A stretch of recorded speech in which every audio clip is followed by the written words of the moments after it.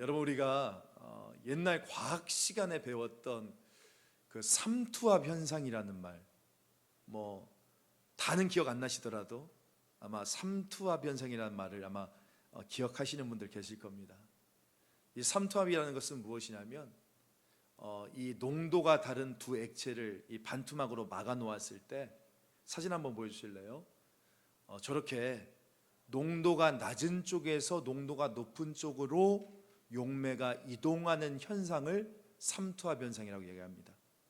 예를 들면 우리가 배추김치 담을 때 이 배추의 소를 이 소금물에 담가 두잖아요. 그럼 어떻게 됩니까? 배추의 숨이 죽고 좀 시들시들 작아지지 않습니까? 여러분 왜 그런 줄 아세요? 그 이유는 이 배추 안의 농도보다 배추 바깥의 농도가 소금으로 인해 더 높아져서 이 배추 안의 수분이 밖으로 다 빠져나가기 때문이다라고 얘기를 합니다. 우리 목욕탕에 오래 물속에 들어갔다 나오면 어떻게 됩니까? 손가락이 막 끝이 쪼글쪼글해지잖아요. 이것도 똑같은 원리예요.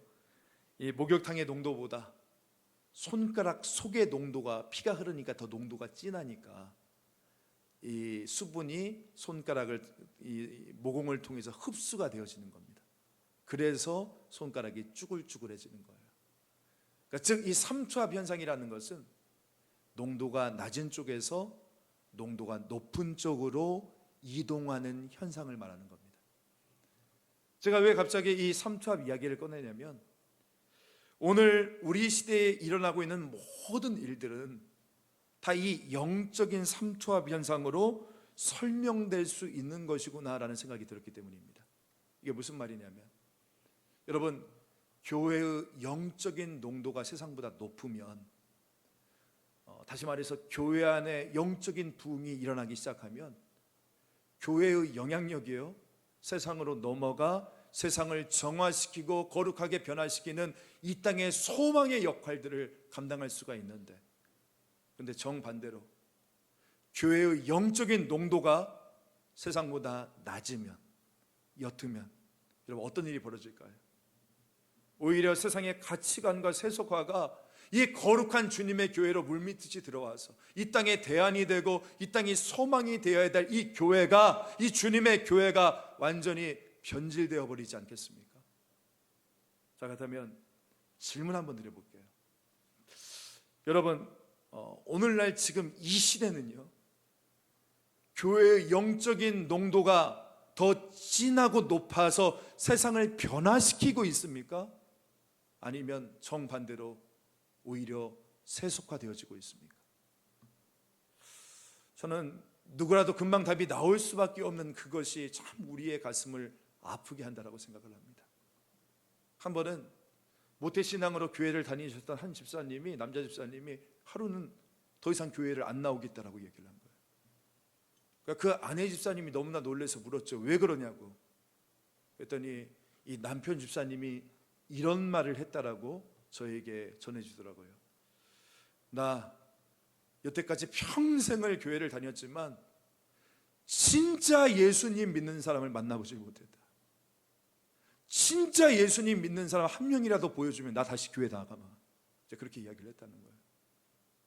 저는 그 말이 아직까지 제 가슴 속에 남아 있습니다. 여러분 요즘 대부분의 청년들이 어떤 이야기 하는 줄 아세요? 다른 종교는 다 괜찮은데 유독 기독교인하고는 절대 결혼하지 않겠다는 거예요.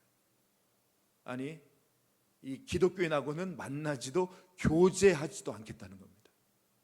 왜냐? 위선자가 너무 많다는 거예요. 위선자가.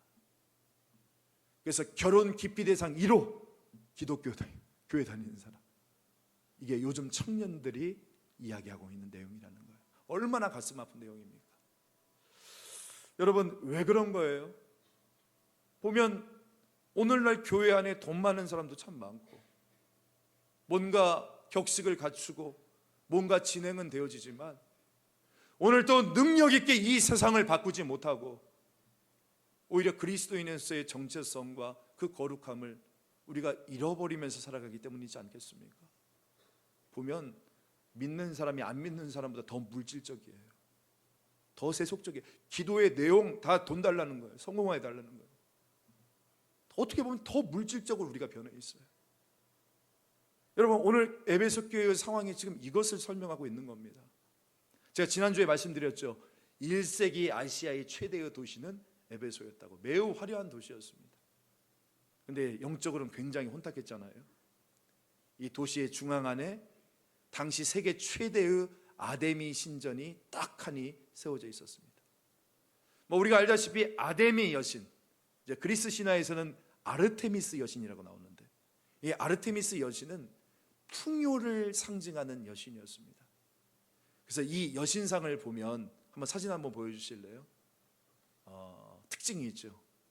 저 아데미 여신은 가슴을 무려 24개를 가지고 있어요.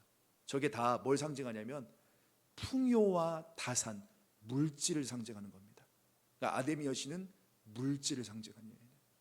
근데 이 아데미 여신의 파트너가 있거든요. 짝이 되는 신이 있어요. 그 신이 누구냐? 우리가 다 알고 있는 바알 신입니다. 바알 신, 쾌락의 신이거든요. 성적인 쾌락을 가르쳐다 주는 신이 바로 바알 신입니다. 그러니까 이 에베소라는 도시가 어떤 도시인지 알겠어요. 이렇게 풍요와 다산, 물질적이고 향락적이고 쾌락을 추구했던 그런 악한 영이 장악하고 있었던 도시가 바로 이 에베소 도시였다는 겁니다. 그런데 불행하게도 에베소 교회가 삼투압, 그러니까 이 영적인 삼투압이 낮은 쪽에 있었나 봐요. 그러다 보니까 오히려 이 교회가 이 음란한 이 도시와 이 땅을 변화시켜야 되는데 반대로 어떻게 되냐면 그 모든 세상의 가치관과 향락적인 것과 물질적인 가치가 교회로 물밀듯이 들어오기 시작합니다. 그래서 바울이 에베소서 5장 3절에 보면 이렇게 강하게 질책을 하고 있어요.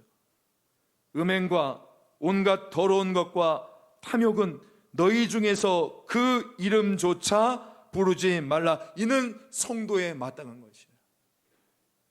여러분, 에베소 교회가 AD 55년경에 세워졌거든요.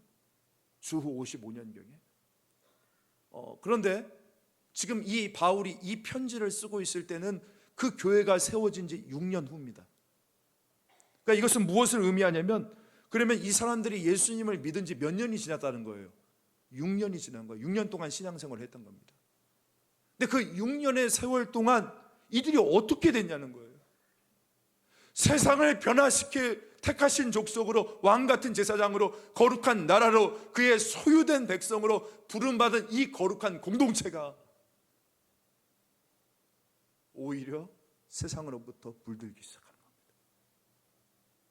교회가 변질화가 되고 막 성적으로 타락한 사람들이 교회 안에서 생기기 시작하고, 그래서 교회가 맛 잃은 소금이 되었다는 거예요.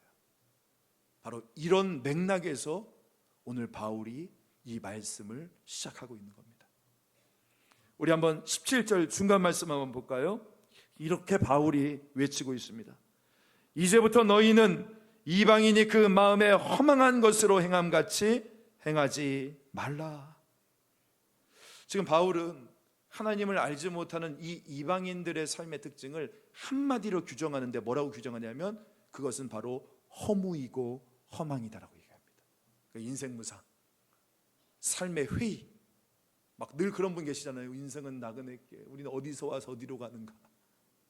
이런 어떤 방향도 없고 목적도 없는 상태, 이게 허무와 허망인데 이것이 이방인들의 삶의 특징이라는 거예요. 이 부분을 표준 세번역 성경으로 보니까 이렇게 이야기를 하더라고요. 여러분들은 이방인이 마음의 무익함 가운데 사는 것처럼 더는 그렇게 살지 마십시오. 뭐라고요? 더 이상은 그렇게 살지 마십시오. 우리 한번 옆에 계시는 분에게 한번 이야기 한번 해봅시다. 더 이상은 그렇게 살지 마십시오. 이거 웃으면서 이야기하면 안 되는데, 더는 그렇게 살면 안 되십니다. 그렇게 이야기를 해야 되는 거예요. 예전에 그 농구 대잔치 인기 스타였던 강동희 선수 혹시 기억하실지 모르겠어요. 그 허재화 선수와 더불어서 기아자동차 왕조를 이끌었던, 이 기아자동차 팀을 전국구 최고의 인기의 팀으로 만들었던 왕년의 농구 스타 아닙니까? 근데 이 강동희 선수가요, 은퇴 후에도 지도자로 굉장히 잘 나갔어요. 2012년에는 현 DB 농구팀의 지금 감독으로서 이 팀을 정규리그 1위에 올릴 정도로 지도력도 굉장히 우수했습니다. 그러니까 선수로서 또 감독으로서 꽃길을 걸었던 거예요. 그런데 2013년에 일생일대의 큰 실수를 하고 맙니다. 브로커에게 3,700만 원을 받고 승부 조작에 관여했던 일이 드러나게 된 겁니다. 결국 이 일로 강동희 씨는 징역 10월을 선고를 받고 구속이 되었습니다. 그러니까 올스타 선수로서 우승팀 감독으로서 이루었던 모든 명예가 한순간에 무너지는 순간이었어요. 제가 왜 갑자기 이 강동희 씨 이야기를 꺼내냐면 제가 얼마 전에 뉴스에서 이런 기사의 제목을 보았기 때문인 겁니다. 강동희 전 감독 후회의 날들을 생각하며, 이런 기사의 제목이었어요. 내용이 이렇습니다. 한번 들어보세요. 승부 조작으로 프로농구에서 영구 제명된 강동희 전 감독이 프로스포츠 부정방지 교육 강사로 나서 승부 조작과 관련된 자신의 경험을 털어놓고 후배들에게 자신이 걸어온 길을 걷지 않도록 당부하는 시간을 갖고 있다. 그러면서 사진과 함께 이 기사의 내용이 올라왔습니다. 제가 그래서 또 그 강연 영상까지 찾아봤다는 거 아닙니까? 또 보니까 이 강동희 씨가 후배들에게 거의 절규를 합니다. 여러분들은 저같이 살아서는 안 됩니다. 저같이 유혹에 넘어가서는 안 됩니다. 저는 너무나 쉽게 돈을 벌려고 했습니다. 이 감독이라는 안정된 직장이 있었지만 큰 돈이 눈앞에서 오고 가는 것을 보니까 이 잘못된 지름길을 선택하고 말았습니다. 나는 성실하지 못했고 내 인생관이 잘못되어 있었습니다. 이것을요 거의 눈물을 흘리면서 후배들에게 이제 이야기를 하는 거예요. 그것을 보는데 마치 강동희 씨가 오늘 말씀에 나와 있는 것처럼 여러분은 더 이상 이 허무한 길을 걸어서는 안 됩니다. 그렇게 호소하듯이 들리더라고요. 지금 오늘 바울이 이야기하는 것도 그거 아닙니까? 지금 그런 심정으로 이야기를 하고 있는 거예요. 여러분은 저 이방인과 같은 그런 삶을 절대 살아서는 안 됩니다.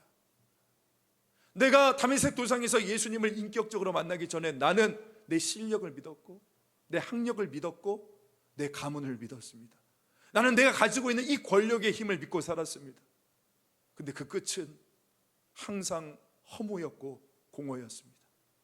근데 사랑하는 에베소 성도 여러분, 근데 왜 여러분들은 이미 예수님을 믿고 예수님을 알고 난 뒤에도 왜 이 이방인들의 무익한 삶의 모습을 그대로 따라 살고 있습니까? 이제 더 이상은 그렇게 살아서는 안 됩니다.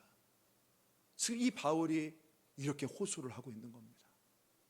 오늘 이것이 이 본문에서 깨닫게 되어지는 바로 하나님의 경고가 되어지는 거죠. 저는 누군가가 자신의 삶을 바탕으로 해서 전하는 메시지에는 굉장히 큰 파워와 능력이 있다고 생각을 하거든요.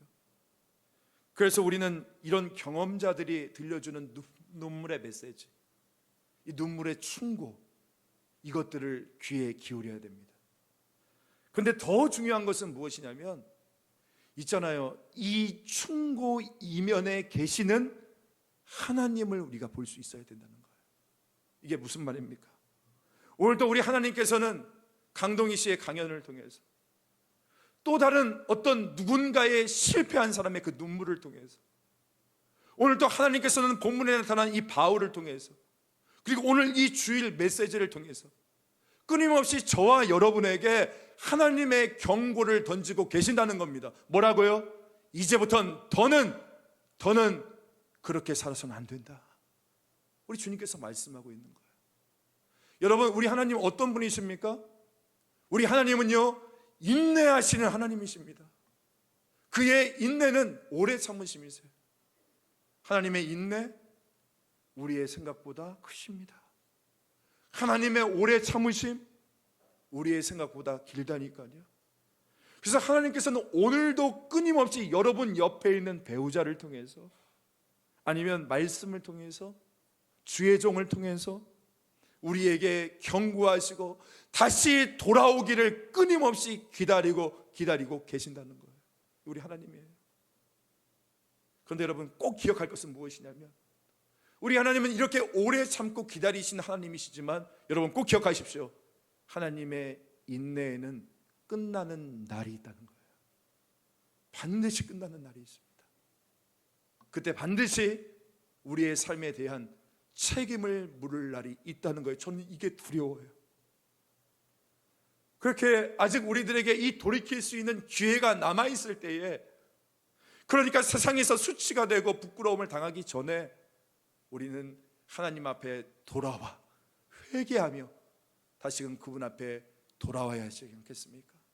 이것이 오늘 본문 17절을 통해서 하나님이 우리에게 말씀하는 거예요. 이제 더 이상 그렇게 살아서는 안 된다라고 말씀하시는 겁니다. 자, 그렇다면 여러분, 우리가 이제 회개하고 돌이키기 위해서는 그러면 우리 가운데 뭘 회복해야 될까요? 18절 말씀을 보니까 바울은 이방인의 삶의 모습을 또한 이렇게 묘사하고 있습니다. 18절은 같이 한번 읽어볼까요? 시작. 그들의 충명이 어두워지고 그들 가운데 있는 무지함과 그들의 마음이 굳어짐으로 말미암아 하나님의 생명에서 떠나이도다. 자, 여기를 보면 이방인들이 왜 그런 허망한 삶에 빠질 수밖에 없었는지 이유를 크게 두 가지를 이야기를 합니다. 하나는 뭐냐면 저기 나와 있는 대로 총명이 어두워졌기 때문이고, 또 다른 이유는 바로 마음이 굳어졌기 때문이라는 거예요. 여러분, 저기서 이 총명이라는 말이 원어로 보면 판단력, 분별력이라는 뜻을 가지고 있습니다. 그러니까 이방인들이요, 이 영적인 판단력이 흐려지니까 어떻게 됩니까? 하나님에 대해서 무지하고, 그 무지함이 계속 되어지니까 하나님의 경고가 들리지를 않는 거예요. 그렇다 보니까 어떻게 됩니까? 마음이 굳어진대요. 여러분, 여기서 마음이 굳어진다의 굳어짐이 헬라어로 포로시스라는 단어인데, 이 단어는요 대리석이라는 단어를 뜻하는 포로스라는 단어에서 나왔습니다. 그러니까 우리의 마음이 굳어진데 어느 정도까지 굳어지냐면 대리석처럼 굳어진대요. 이 말이 복음서에 또 한 번 나오거든요. 이 포로스라는 단어가 어디에 나오느냐? 예수님이 마태복음 13장에서 씨 뿌리는 자의 비유를 하잖아요. 거기에 그 똑같은 단어가 나옵니다. 바로 돌밭에 떨어짐에, 이 돌밭이 포로스라는 거예요. 무슨 말인지 알겠죠? 그러니까 여러분, 우리의 영적인 판단력이 흐려지면, 하나님에 대해서 무지해져서 그 하나님에 대한 무지함으로 말미암아 우리의 마음이 단단하게 굳어지는데 그 굳어짐이 마치 돌밭처럼, 대리석처럼 굳어지게 되어진다는 겁니다. 자, 그리고 총명이 어두워지고 마음이 굳어진 자의 삶의 마지막 결과가 나오는데, 이 마지막 결과가 굉장히 충격적이에요. 19절 말씀. 그들이 감각 없는 자가 되어 자신을 방탕에 방임하여 모든 더러운 것을 욕심으로 행하되. 이 부분을 그 유진 피터슨 목사님이 메시지 성경에서 이렇게 의역을 했더라고요. 들어보세요. 그들은 그러나 너무나 오랫동안 하나님과의 관계를 맺기를 거부한 나머지 하나님은 물론이고 현실에 대해서도 감각을 잃어버린 자들입니다. 그들은 똑바로 생각할 줄 모릅니다. 감각을 잃어버린 그들은, 그 다음에 보세요, 성에 집착하고 온갖 종류의 변태 행위에 중독되어 있습니다. 여러분, 그러니까 하나님과의 관계가 깨어진 사람들, 즉 이방인 쪽의 삶의 특징이 무엇이냐고 하니까 바로 성적인 타락이래요. 이거 중요한 부분입니다. 여기 있는 그 하나님에서 생명에서 떠나 있는 자에게서 나타나는 그 삶의 특징은 바로 무엇이냐? 성에 집착하고 온갖 종류의 변태 행위에 중독되어 있는 상태가 된다는 겁니다. 여러분, 이게 오늘 우리가 살고 있는 이 시대의 상황이지 않습니까? 하나님과의 관계가 깨어진 사람의 삶의 모습이 이거 아니에요? 요즘에 뉴스를 보면 이 음란함이 얼마나 거셉니까? 여러분, 청소년들, 중학교 아이들이요, 딥페이크라고 해서 얼굴을 바꿔서 여자의 알몸에 자기가 아는 여자의 얼굴을 합성해서 그러고 가지고 다닌대. N번방 이야기, 조주빈. 여러분, 이 시대가 얼마나 음란한지 몰라요. 이 시대가 음란한 이유가 뭔지 아십니까? 오늘 성경은 정확하게 진단합니다. 우리의 영적인 판단력이 흐려지고 마음이 굳어져서 하나님의 말씀에 더 이상 귀에 들리지 않으니까 나타나는 삶의 모습이 바로 성적인 타락이라는 거예요. 여러분, 다윗이 그러지 않았습니까? 다윗이 하나님의 바운더리 안에 있을 때는 어땠어요? 굉장히 능력자였잖아요.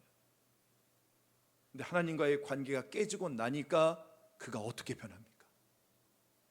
남편이 있는 여자가 목욕하는 모습을 보고 그 충동을 억제하지 못하잖아요.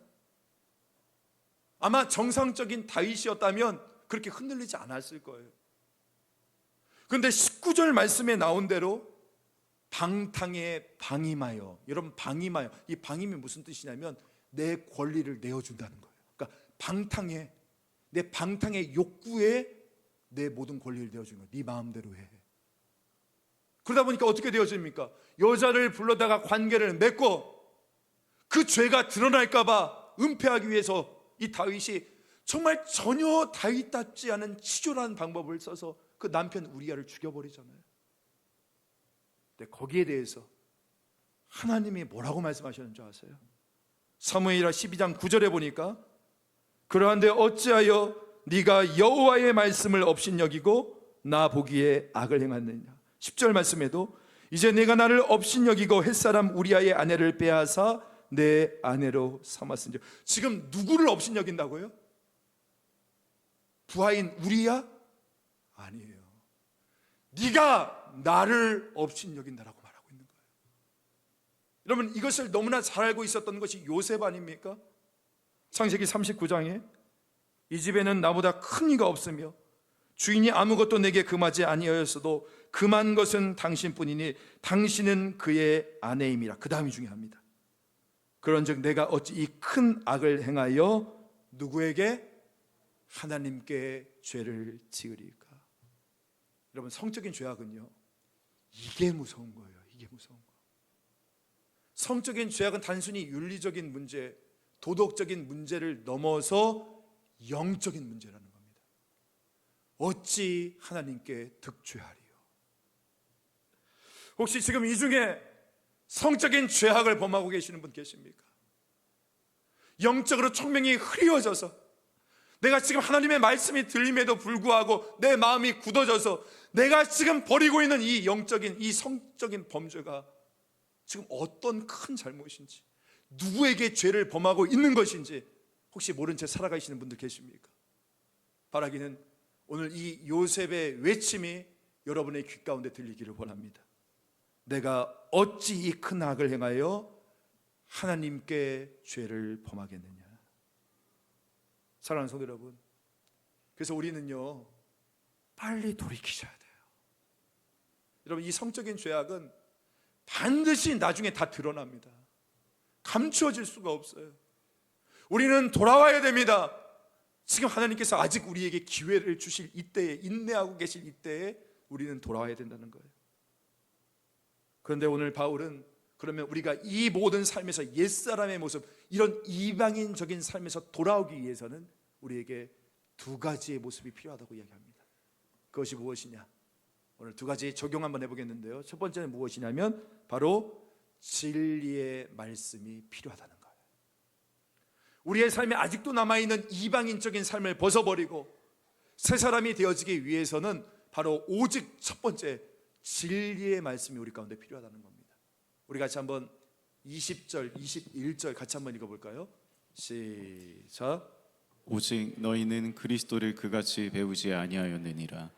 진리가 예수 안에 있는 것 같이 너희가 참으로 그에게서 듣고 또한 그 안에서 가르침을 받았을진데. 자, 21절 한번 보여주세요. 먼저 말씀이 들려야 됩니다. 들려야 돼. 그에게서 말씀을 듣고, 그 다음에 그 들려진 말씀으로 내가 가르침을 받아야 된대요. 이게 무슨 뜻이냐면 그 말씀을 여러분들이 내가 수용하기 위해서 몸부림쳐야 된다는 거예요. 그래야만 내 옛사람의 모습들을 벗을 수 있다는 것입니다. 20절 앞으로 한번 넘어가 볼까요? 20절 말씀에 보면 이렇게 시작하죠. 오직이라고 시작합니다. 20절 말씀에 한번 화면 띄워주실래요? 오직이라고 나오잖아요.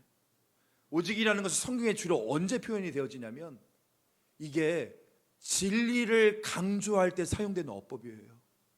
오직 이게 무슨 뜻이냐면 다른 대안은 없다는 거예요.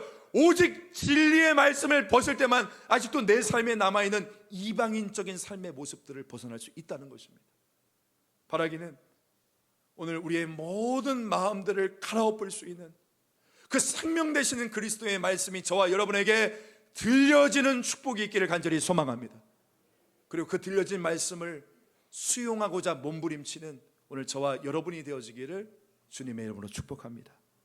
다시 한번 21절 보실까요? 진리가 예수 안에 있는 것 같이 너희가 그에게서 뭐하고? 듣고 또한 그 안에서 가르침을 받았을진데. 여러분 보니까 동사가 과거형으로 쓰여 있어요. 다 과거형이에요. 이게 무슨 말입니까? 우리가 이미 이 진리 되시는 예수님으로부터 이 하나님의 말씀을 들었고 이미 배운 사람들이라는 거예요. 너희들 이미 하나님으로부터 예수님으로부터 이 진리의 말씀을 듣고 배우지 않았느냐? 바울이 이야기하는 거예요. 근데 우리의 문제는 뭡니까? 이미 주님의 말씀을 듣고 배웠지만 내 안에 이 거짓된 욕망에서 나오는 세상의 유혹이 너무나 세다 보니까 우리 애가 거기에 흔들려서 이 거짓에서 비롯된 이 세상의 메시지에 우리가 속아 넘어간다는 거 아니에요? 예를 들면 이런 거죠. 네 인생은 너의 것이다. 누구에게도 매이지 말고 네 인생의 즐거움을 누려라. 야, 모든 사람들이 다 그렇게 즐기면서 살고 있어. 너를 기쁘게 하고 너를 즐겁게 하는 그 성적인 욕구를 만족시키기 위해 그런 육체의 관계를 즐겨라. 돈이 되는 일이면 무조건 해라. 너 성공만 해라. 여자들이 줄 선다. 이게 세상이 우리에게 들려주는 거짓된 메시지들 아닙니까? 여러분, 이것이 오늘 지금 이 시대를 살고 있는 저와 여러분, 그리고 진짜 안타까운 것은 뭐냐면 우리 자녀들을 향해서 쏟아지는 세상의 거짓된 메시지라는 거예요. 그래서 우리 애들이 다 어떻게 변하는 줄 아세요, 여러분? 너희들이 꿈이 뭐야? 목표가 뭐야? 하면 다 뭐라고 하는 줄 압니까? 어린애들이 돈이래요. 내 꿈이 돈이래요. 돈 버는 거래요. 인생의 목적이 돈 버는 거래요. 돈이요, 하나님보다 더 높아졌어요. 왜 그렇습니까? 우리 기성세대들이 돈이 세상을 살아가는데 최고라고 가르쳤기 때문이지 않습니까? 이 거짓된 세상의 메시지, 돈이 최고야. 한 설문조사, 제가 그 조사를 보니까 결혼하지 않는 미혼 남녀 중에 결혼 전에 동거에 찬성한다는 인구가 69%가 예스를 새겼어요. 10명에 7명이 동거에 대해서 찬성을 한다. 그러니까 이 동거에 대해 성적인 어떤 판타지를 가지고 있어. 실제로요, 20대 대학생들 중에 동거한 경험이 있냐라고 물으니까 무려 40%가 경험이 있다라고 했어요. 특별히 지방에 다니고 있는 대학생들, 서울에서 집 내려가잖아요. 거기서 지내면서 특별히 동거하는 남녀들이 많다는 거예요. 여러분, 이게 우리가 살아가는 현실이에요. 너의 쾌락을 즐겨라. 물질을 추구해라. 그것이 너의 인생을 기쁘게 할 것이다. 여러분, 이게 세상이 끊임없이 우리에게 들려주는 거짓에서 비롯된 메시지라니까요. 그렇게 우리는요, 이 거짓이 아닌 진리로부터 비롯된 주님의 말씀을 가까이 해야 되는 거예요. 여러분, 주님의 말씀이 내 안에 살아있을 때에 분별력이 살아나고 능력이 살아나게 되어집니다. 그리고 무엇보다 주님의 말씀과 제가 전에 말씀드렸죠, 동기화가 되어진다니까요. 동기화 뭡니까? 우리 운전하다가 전화 오면 이 동기화, 싱크로나이즈 연결이 돼서 내가 전화기 안 되고도 블루투스로 통화할 수 있잖아요. 왜? 전화기와 자동차가 연결이 되어 있으니까. 오늘 주님의 말씀을 우리가 붙잡고 어떻게든 이 말씀을 내 것으로 수용하기 위해서 몸부림치면요, 그때 주님의 말씀이 나와 연결이 되어지는 거예요. 그때부터는 주님의 생각이 내 생각이 돼요. 주님의 감정이 내 감정이 되고요, 주님이 기뻐하는 게 나의 기쁨이 되고, 주님이 안타까워하고 눈물을 흘리시는 게 나의 눈물이 되어지는 거예요. 제가요, 이 진리의 말씀을 정말 인격적으로 체험한 다음에 제 안에서 많은 변화가 있었는데, 달라진 것들 중에 쉽게 이야기할 수 있는 것은 무엇이냐면, 예를 들면 영화 볼 때, 제가 예전에는 아무 생각 없이 봤던 영화도 어느 시점부터는 갑자기 그 폭력적인 장면이나 성적인 수위가 높은 그런 모습들, 장면들이 나오면 제 마음이 막 너무나 힘든 거예요. 막 영화관에서 그 자리에서 있을 수가 없어요. 막 뛰쳐나오고 싶어. 그런 마음이 생기더라고요. 제가 예전에는 남의 욕하면서 시컨 떠들면 막 기분이 풀렸거든요. 얼마나 좋아요. 막 남의 욕하면 막 스트레스 풀리고. 근데 이제는 남이 누구를 욕하는 자리에 같이만 있어도 너무 힘들어요. 불편해지는 거예요. 예전에는 막 저도 세상 노래 좋아했거든요. 저 핸드폰 컬러링이 막 가요였어요. 네. 그런데 진리의 말씀을 듣고 배운 후로는 더 이상 흥미가 안 생기는 거예요. 왜? 제 체질이 변화가 되었으니까. 주님의 말씀과 동기화가 되어서. 사랑하는 성도 여러분, 어두움은 빛으로만 몰아낼 수 있습니다. 거짓은 진리의 말씀으로만 몰아낼 수 있다니까요. 꼭 기억하십시오. 이 땅이 우리 자녀들과 우리에게 계속적으로 거짓의 메시지를 들려줄 거예요. 돈이 최고다. 성공해라. 너의 모든 것들 즐기면서 살아야 된다. 네 자신이 제일 중요하다. 아니야. 여러분, 거짓에서 비롯되는 이 욕망이 부추기는 이 음란한 세력들과 오직 진리의 말씀을 붙잡고 승리하며 나갈 수 있는 오늘 저와 여러분 될 수 있기를 주 예수의 이름으로 간절히 축복합니다. 그런가 하면 두 번째로, 여러분, 우리가 정말 새 사람을 입기 위해서는요, 날마다 성령님으로 마음을 새롭게 해야 된다고 이야기를 합니다. 23절에 보니까 오직 너희의 심령이 새롭게 되어 나오잖아요. 저 심령이 영어로 마인드예요. 마인드. 미국 사람들은 마인드를 생각이라고 하거든요. 그러니까 너의 생각이 새로워져야 된대요. 그러니까 여러분, 우리의 생각이 새로워지려면 그럼 어떻게 해야 됩니까? 내 생각이 새로워지는 거. 근데 여기서 이 생각이 새로워진다는 것이 아직 나올 때 아닙니다. 생각이 새로워진다는 것이 뭐냐면 새롭게 되어가 수동태로 쓰였네요. 수동태 뭔지 아시죠? 이 말은 내 생각의 새로움이 내 힘으로 이루어진다는 게 아니에요. 새로움을 받아야 된다는 거예요. 받아야 되는 거. 누구로부터? 오직 성령으로부터. 이때입니다. 올려주세요. 그래서 오늘 23절은 이렇게 해석하는 게 맞아요. 오직 성령으로 너희의 생각을 새롭게 하여. 그러니까 지금 이 어두운 시대 가운데, 이 거짓이 판치는 세상 가운데 바울이 제시하고 있는 영적인 대안은 오직 성령님이라는 겁니다. 여러분, 이 성령님이 내 생각 속에서 역사하실 때 나타나는 첫 번째는 무엇이냐면 나의 영적인 무지를 해결합니다. 제가 지난번에 말씀드렸죠. 아까 이방인의 삶의 첫 번째 특징이 영적 총명의 사라짐이라고. 총명하지 못한. 그런데 성령이 우리 생각 가운데 역사하시면 우리의 영적인 무지함을 깨쳐주신다는 겁니다. 우리 고린도전서 2장 9절부터 10절.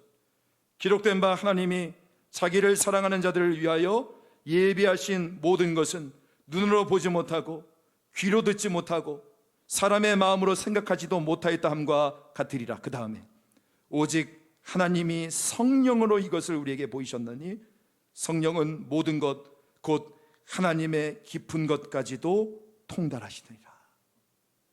이 성령께서 진리의 영이시기 때문에 우리 가운데 임하여 우리의 영적인 무지함을 해결해 주신다는 거예요. 또한 이 성령님이 내 생각 가운데 역사하실 때에 두 번째는 무엇이냐면 돌같이 단단히 굳어져 있는 우리의 모든 마음을 깨워주신다는 것입니다. 에스겔 36장 26절. 또 새 영을 너희 속에 두고 새 마음을 너희에게 주되 너희 육신에서 굳은 마음을 제거하고 부드러운 마음을 줄 것이다. 대리석처럼 돌밭처럼 단단히 굳어있던 우리의 심령을 성령께서 깨워주신다는 거예요. 그리고 마지막 세 번째로, 성령이 우리의 생각 속에서 역사하실 때 우리 가운데 드러나는 것은 무엇이냐면 중요합니다.